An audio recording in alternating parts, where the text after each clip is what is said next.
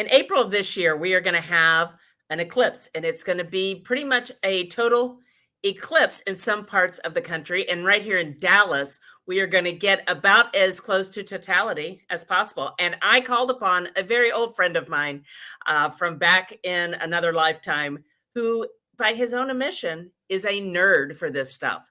So stay tuned to the next episode of Crushing It with Your Tribe. And we're going to talk to Eric Olson about the eclipse and all things astronomy. As a Texas realtor, Robin McCoy is in the unique position to meet and know so many different people in a wide range of industries. These people are her tribe, and she leverages them not only to help her business, but to help theirs as well. Welcome to Crushing It with Your Tribe, where we share real talk about building business and life relationships. Here is your host, Robin McCoy. Hi, everybody. Robin McCoy with another episode of Crushing It with Your Tribe. And today we're going way back in the Wayback Machine to a friend of mine I've known for, 25, 30 some years. Over 30 years now. Over yes. 30 years. Yeah. So we're going into the Wayback Machine, and I'm pulling him up here because we are going to talk about the eclipse. We're going to talk about the eclipse. This is my friend Eric Olson. Hello, everybody. And he's the only guy I know that, wants to tell me all about the eclipse. So here it is. We are lucky to have him. Yeah. So the last eclipse that occurred in the U.S. was in August of 2017, and it went through part of Nebraska. I drove down to be in Totality with my son. And this time it's going to be going through a big chunk of the U.S., kind of starting just southwest of San Antonio and going up through almost through Maine. So it's going to be covering a lot of the country, and a lot of people are going to be able to see it. But, so us here in Dallas, I guess, that's why he and I started talking about it, is because Dallas is going to get a big piece of that. Yeah, that's correct. You're not exactly on the center line, which is where you'd want to be, but you're definitely going to see, even if you just step out into your backyard in Dallas or Fort Worth, you're going to see a certain period of time, probably 1 to 2 minutes worth of totality, which is so does that mean it will be dark in my backyard? Yes, it will temporarily get dark. So a total eclipse is different than a partial eclipse. Partial eclipses really you wouldn't notice it if it was happening, even if the sun was 99% covered, right, on a partial eclipse, because the sun is so damn bright. You wouldn't notice it. If you're just walking down the street, you go, oh, hey, I think the light's dimmed. It's not going to happen. You have to have actual totality. So that's why I sent you the eclipse glasses, because you're not supposed to do not look at the sun during an eclipse. Except when it's at totality. But there's a different type of eclipse as well. It's called an annular eclipse, and that's one when the sun is at what's called apogee, because with the moon goes around the Earth in an elliptical orbit. Sometimes it's closer to us. That's perigee. Apogee is when it's further away from us. Okay, and then it looks slightly smaller. Well, you can have a situation where the moon goes in, between the Earth and the sun, but it's at that point at what's called apogee. So it's going to be a little bit smaller. So you're not going to be have a total eclipse because it's going to not be just smaller than enough. Right, it won't be big enough to actually cover the sun. But we have this wonderful opportunity now to see something that you could. I should look this up while we're talking, but I'll find out. I don't think we're going to see in the United States again for another 30 years, maybe. I looked it up to see when there is going to be a total eclipse in my old hometown of Minneapolis, and the next time that's going to happen is the year 2099. I'll be long gone by then. Yeah, so. If you want to see a total eclipse, that just kind of gives you an idea of how rare this is. Yeah, and I guess, I don't know, we learn about the eclipse in science class in elementary school or whatever, but I don't think we ever consider how little they happen. Yeah. Right? I mean, we had the one a few months ago when you sent me the eclipse glasses. Mm-hmm. And it was actually pretty cool because I made a conscious effort of going out and And look, and the light outside is so different, and the shadows are so different. Mm-hmm. But this is going to be, like you said, almost complete totality, so it will get dark. Yes, it will be totality. And if you're at the center line, and I'm such a nerd. You are a nerd. So I found an old road atlas. I was going to say, is that an atlas?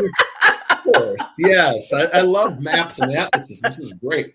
This one is from, let's see, 1978. So, okay. But it still gives you the idea. And what I did is I scratched on it. You can see where Dallas Fort Worth is, right? So we're just a little south of where it's going to go. I mean, we're a little north. It's going to go a little south of us. You can see the lines, the upper and the lower lines. You will still get totality there. Okay? Oh, okay. So, but it won't be as long as it's going to be in that scraped in center line here, right? Yeah. Okay. And that totality will actually last for 4 minutes and 22 seconds. So how do they know? How do you know it's going to be 4 minutes and 22 seconds? That sounds awfully precise. Because astronomers have been watching the skies since almost. I mean, that's part of the beginning of recorded history. You know, Stonehenge. We knew when things are going to line up, and the exact mechanisms by which they figure that out are beyond my comprehension, but we do know, and it can be and is figured out. When I went to Nebraska in 2017, we were only going to get about 2 minutes, 20 seconds worth of totality. And we were kind of worried because there's prediction there's going to be clouds. And the clouds, of course, messes everything up. Yeah, right? yeah. And it turns out there was just high, thin clouds. So we ended up, finding a place where we were going to have the longest totality possible. And it was basically in the middle of a cornfield in Nebraska, near Lincoln, Nebraska. And a lot of people had booked hotel rooms so they could be. I thought, well, I know about this well enough in advance. I'll book hotel rooms like 2 months in advance. Oh, no. Pretty much all the hotel rooms near totality were booked solid. So I found one that was close, that then we could drive into the area of totality. And it was the one that was kitty cornered from the Nebraska State Penitentiary. So it's, so it was the days in penitentiary. They didn't put that in the advertisement. For people that are going to visit their friends in the penitentiary, that's where they stay, is that days in kitty corner. That's funny. Anyways, that's funny. Kind of a side note. But you were the only person I know that actually. Now you said that they're all booked, so you're not the only one that chase. I've heard of hurricane and storm chasers, but you're a eclipse chaser. Yeah, there's a lot of us folks running around. I've had on my refrigerator now for probably a year and a half this particular map. He loves maps too, by the way. For the record, he loves a good map. Nerd about maps, right? So you can see where it's kind of gotten smeared because I don't know, it's opened a beer nearby or something, and it bled a little bit. But what this shows, and this is kind of interesting, is it shows what is the potential for cloud cover. Okay, so you've got where the eclipse really starts going across land is down here in Mazatlan, right? Okay. Uh-huh. Then the eclipse is going to go up this way, like that. Now you can see here where it measures the possibility of having cloud cover. Having cloud cover increases the more you go north, right? Right. So that's why you guys are really freaking lucky in Texas. That's why a lot of people are going to Texas, is because that's where you have pretty much the least chance for cloud cover in the United States. Is in the state of Texas, right? Oh yeah, far West Texas, yeah. Except a lot of West Texas is going to be out of the. It's going to be out of range there, yeah. Yeah. So I had cousins in Cincinnati. They said, "Oh, you should come up for the eclipse," and I said, "I love you guys, but if I'm going to make a special trip to see the eclipse, I'm going to increase my chances of seeing the eclipse by making sure that I'm in a place that's going to be less likely to have cloud cover, because there's clouds, you're screwed. You're not going to see anything. Yeah. So whereas Cincinnati is a nice place to visit, okay, I want to see the eclipse because this is probably the last time that I'm going to do this because the other places where you can see it are, for instance, I think there's the next one that's coming up that crosses land, because remember, 70% of the earth is water, right? So, right. And it crosses some part of eastern Alaska where nobody lives. And Yeah. it'd be really, really tough to get there. Yeah. The only other way is to kind of try to chase the eclipses around the world, which is expensive. Okay, that's going to be in Bali, Indonesia. Well, okay. This one is close enough, right? This is just straight, because you live in Florida now, so you just got a quick Southwest flight. Yeah. And you're here. Exactly. So there's a few other nerdy things that I'd like to tell you about too. Yeah. Are you looking to buy or sell a home in the bustling DFW area? Look no further, because I am Robin McCoy, your trusted real estate agent with Keller Williams Realty. For over 15 years, I've been helping buyers and sellers navigate the real estate market here in DFW. So whether you're looking for your dream home or aiming to sell your property for the best price, relax. I got this. As a seasoned professional, I'll guide you through the entire process, ensuring a smooth and stress-free experience. I understand that buying or selling a home can be a significant decision. That's why I pride myself on providing exceptional customer service. I'll be with you every step of the way, answering your questions and addressing your concerns. So why take a chance with just any real estate agent? Choose me, Robin McCoy, the professional who has proven my excellence in helping both buyers and sellers in the DFW area for over 15 years. Call me today at 214-226-3770 or visit my website at robinmccoyrealty.com. Let's make your DFW real estate dreams come true. Relax. I got this.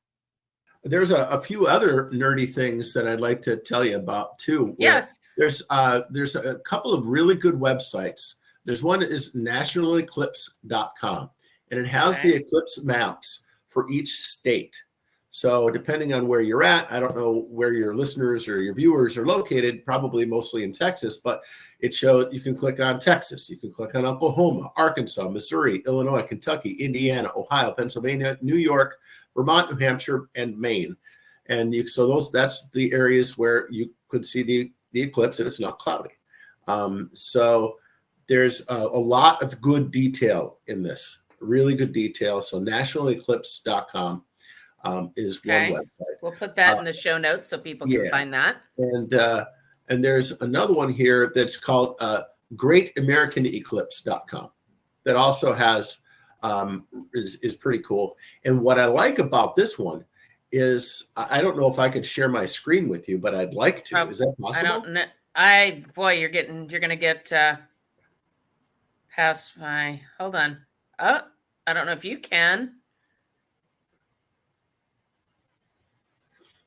No, I think I can just show my screen. Okay. Hang on. I'll describe it to you, and then if it turns out that you can get it going, do that. With this Great American Eclipse, now the other one that I told you about shows all the maps, right? And it gives you a bunch of detail. greatamericaneclipse.com. It looks as if you're flying behind where the eclipse, there's a circle on the ground, right? It's flying over a map of the United States, and you're flying over it like this. Mm-hmm. And it's like you're following the eclipse, where the darkness is going to occur. So those are the two websites that I'd recommend. This flyover or the total solar eclipse here on greatamericaneclipse.com is really cool because you can see where is the Earth going to be dark. Exactly. See, it pops up all the little towns. It's like you're flying over a map, and there's this disk, which is of course the shadow of the moon. Yeah, that you're flying over. So this is, I'm going to back up. I'm going to get real elementary here for a minute. An eclipse is when the moon goes between the Earth and the sun. Yes. In their natural rotations. Yes. Right? Yes. So,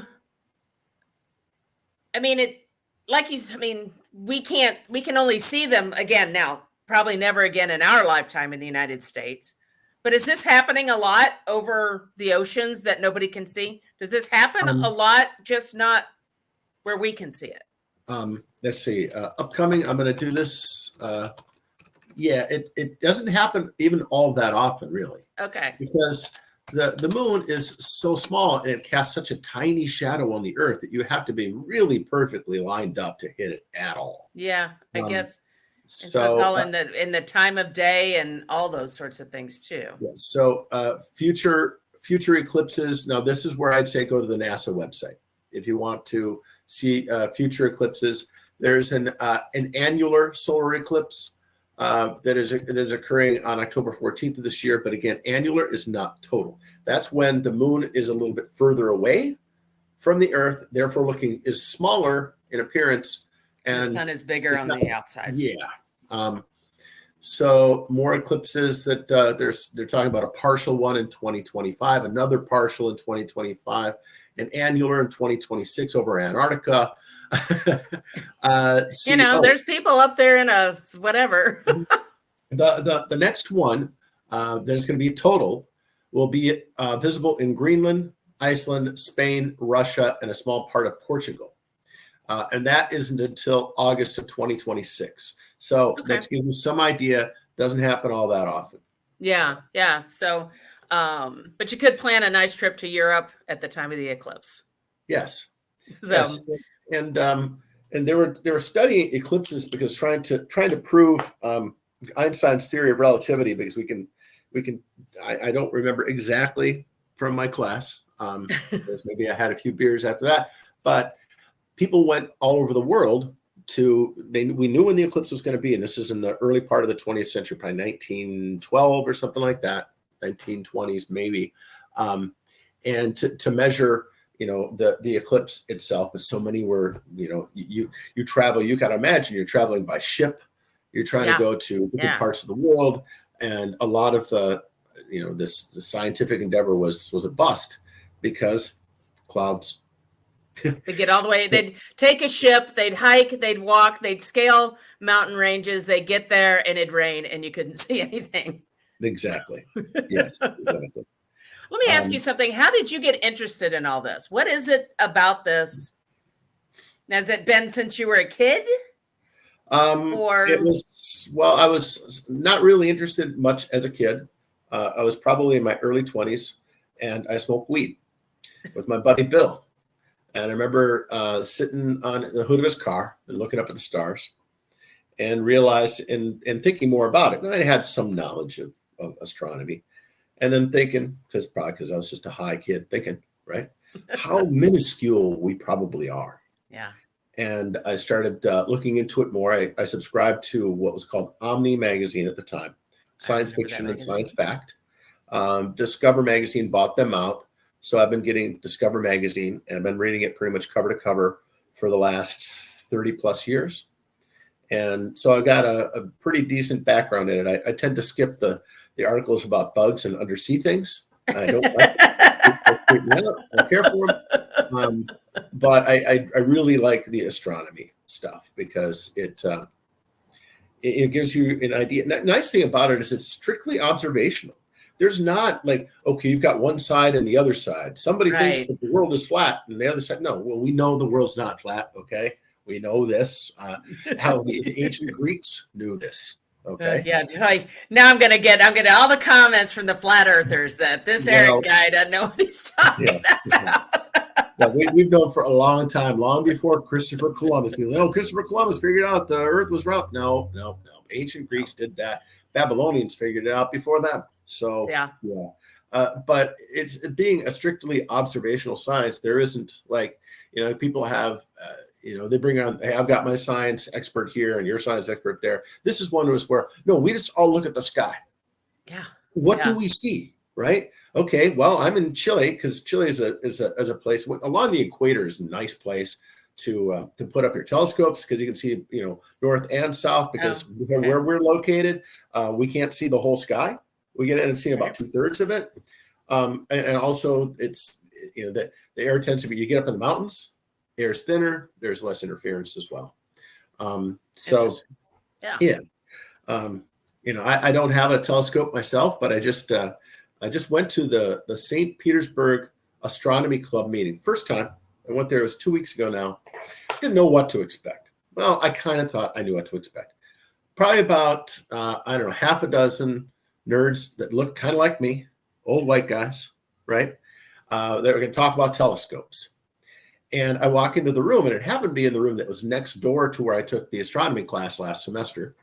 And there were over 40 people in there. Wow. There ended up being over 60 people in there because they were having a special speaker that night. And I had no idea who it was. And her name is Nicole Stott. She's an astronaut. She's now retired. She's my age. She went on 3 different space shuttle missions, spent months in the International Space Station, is an absolute freaking genius, and was doing a presentation for the Astronomy Club. And I was blown away. It was absolutely free. She grew up in Clearwater and lives in St. Pete. So it's Clearwater, St. Pete, Tampa. That's the Tampa Bay area, right? Sure. And so she just came there and showed pictures and talked about what it was like to orbit the planet. And she's one of 60 women to orbit the planet. That's amazing. Yeah. I mean, to me, that's a superstar. I don't give a crap about seeing Taylor Swift. Okay. But Nicole Stott, hell yeah. All in. You will, you will pay all the money that you didn't have to pay. And it was free. So that was great. And there's been only, because she did a lot of Q&A as well, which is nice. She just hung out and talked to people. There's only been about 600 people total that have orbited Earth. You think about there's 7 billion of us? Yeah, and only 600. That's pretty rarefied air. And somebody asked her a question about women in science and things like that. And she says, well, what was like back in the day, you look at some of the old NASA photographs, and it's all men except that one woman, right? Yeah.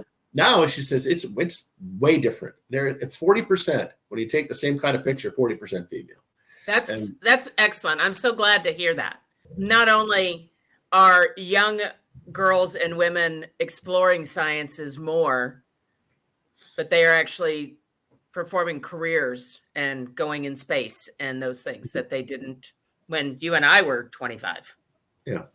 Yep. And so that's wonderful to see. There were a few other questions. Another one somebody asked that I found was interesting, and maybe you will as well. But what about your psychology when you're, how's your mind working when you're in space like that? Do you need to do you have psychologists on the ground that'll talk to you about stuff? And she said, no, talk to my team members. I talk to my family at home. We don't need professional. I mean, these are people who are really well balanced in the head. Yeah. Well, they don't let you go up there unless you are. Yeah. Is my guess. The people that are really, really super focused, right? And that's one of the things. I mean, you want to be an astronaut, you have to be. I mean, you're gonna have a master's degree in engineering. You're gonna know how every bit of that ship works. You're gonna and as far as the ground crew, so astronauts spend maybe 1% of their time in NASA actually, going up in the air. The other 99% of the time, you look at all the panels that they're looking at, that's what they're doing the other 99% of the time. Yeah. They know this stuff inside and out. And it makes me go, God, what did I do with my life? You're smoking weed on the front of a friend's car is what you were doing. Yeah. Well, So you mentioned before we kind of started, when we first got on, that you took this astronomy class, and and I think it's great that when people of a certain age, you and I, continue to explore those interests, and we're like, you know what, I'm going to take a class because I can, know. And I know you do that. You do a lot of that, just exploring your interests and the things that you like to do. But you mentioned something about a cookie sheet and a container of salt. Be the leader you know you can be. Build your professional network and access education that takes you where you want to go. We are women of all ages and backgrounds. You deserve national recognition and opportunities to build relationships with people you want to work and grow with. Hit the ground running with the Charisma chapter of the American Business Women's Association. Meetings each month from 6 to 8:30 p.m. on the fourth Tuesday in Farmers Branch, Texas, and online. Come with us. Experience ABWA for yourself. Go to charisma.abwa.org to learn more.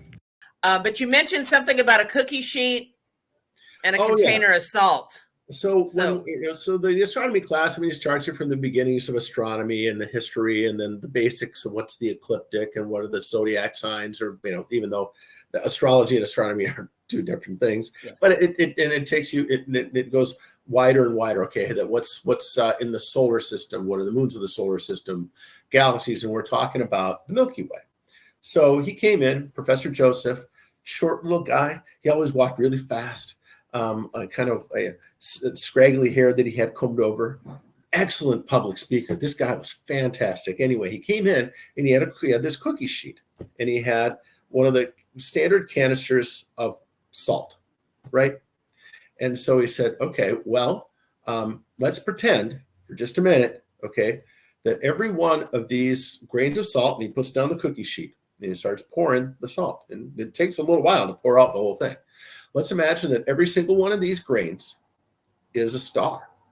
Okay. How many do you think are in this canister? So we asked the class, and everybody made a guess, and everybody was wrong. It's like, there's 5 million in one of these. Now, in order to represent all the stars in the Milky Way galaxy, not the universe, the Milky Way galaxy, how many of these canisters do you think I'd have to dump onto this tray? And I said, I don't know, 8. Somebody said, you need 40,000. 40,000 times 5 million. Right. That blew me away. It was a great, great visual, because it takes time to be, because every single one of these grains of salt represents a star in our galaxy. And he said, we would be up to our hips in this room. Yeah. Oh, yeah. Right. 40,000 of those canisters. But then he said, so that blew me away. But then he said something else. Okay, now, how far away do you think each one of these little crystals that represents a star would be on average away from another one? And I'm thinking, well, God. Sounds like they'd have to be like on top of each other. Yeah. No, the closest, on average, what they are, as far as distance away, would be 20 miles. I know. That's like from here to my house. That's a long way. Right. Yeah. So and to have 5 million times whatever 40, other number 40,000. 40,000 times 5 million. And then have, and they're all 20 miles apart. Yeah. Yeah. It's absolutely incredible. And our galaxy is just part of what's called the Virgo supercluster, which includes us and Andromeda, the small and large Magellanic Clouds, and a couple others. So we're just part of a cluster of galaxies, and each one of those, and Andromeda is 50% larger than us. So in fact, we are pretty minuscule in the whole scheme of things. It's ridiculously minuscule. Yeah. So I think about that when I'm like sitting on a top of a mountain or looking at the ocean, and you realize you are just we were in Alaska, and you're looking at the wilderness, and you're like, I am nothing compared to that. Mm-hmm. So now you take that and you go look under the ocean. I am nothing compared to that. And now you look up into the sky. Mm-hmm. And when you consider all that together, we're less than an eye blink of anything. Yeah. Yeah. And it made me, realizing that, understanding that, helped me create my own little life philosophy years ago, that the only difference that we can make is to those other sentient beings that we bump into during this 100 years, if we're lucky, thing that we call life. And that's the only difference we make, right? So be good to other human beings. Be good to monkeys and dolphins too. They're sentient. They can think, Yeah. And I think that's where my philosophy is: just be good. Let that person that's trying to get in on the freeway, let them in. Okay. The cashier's having a bad day at the 7-Eleven, crack a joke for him, right? Give her a smile and look her in the eye. Yeah, don't just be good to your friends or your family members. Of course, be good to them too, of course, but anybody that you run into, because we are so ridiculously small. Yeah. Wow. I think that's a good spot to kind of wrap this up. You can't really do any better than that. I don't think. So this all started with an eclipse. Everybody needs to get their eclipse glasses. Yes. Because we want to recognize that this, if you're 60 years old, this is probably not going to happen again in your lifetime where you're going to be able to see it. It's not. To where it is this time. And so get eclipse glasses, get them for your kids, and spend some time and think about it. Think about some of the things that Eric told us about, the stars and how insignificant and how since the dawn of time, people have been measuring things like this. Mm-hmm. Since the dawn of time, this is how people knew, a season or a year or a lifetime was passing, was based on the stars that they looked at above. Yeah, it's true. So, all right. Well, thank you so much. Like I said, I think Eric thought I was a little crazy when I'm like, I want you to come on my show and talk about the eclipse. And he's like, all right. So that's fine. Yeah. Well, I'm totally nerd for it. Go find yourself an old road atlas and start drawing on it. Figure out where you're going to go. Figure out where you're going to go. All right, Eric, thank you so much for joining us. And thank you for tuning in to another episode of Crushing It With Your Tribe. I appreciate you taking a look and watching. Make sure you hit that subscribe button. And we'll see you next time on Crushing It With Your Tribe. Thanks for joining us for Crushing It With Your Tribe with Texas Realtor Robin McCoy. Check out all the show notes for contact information on Robin and her guests and to access your free resources and information discussed on this episode. Also, don't forget to hit that subscribe button so you never miss a conversation. Thanks again, and we will see you next time on Crushing It With Your Tribe with Robin McCoy.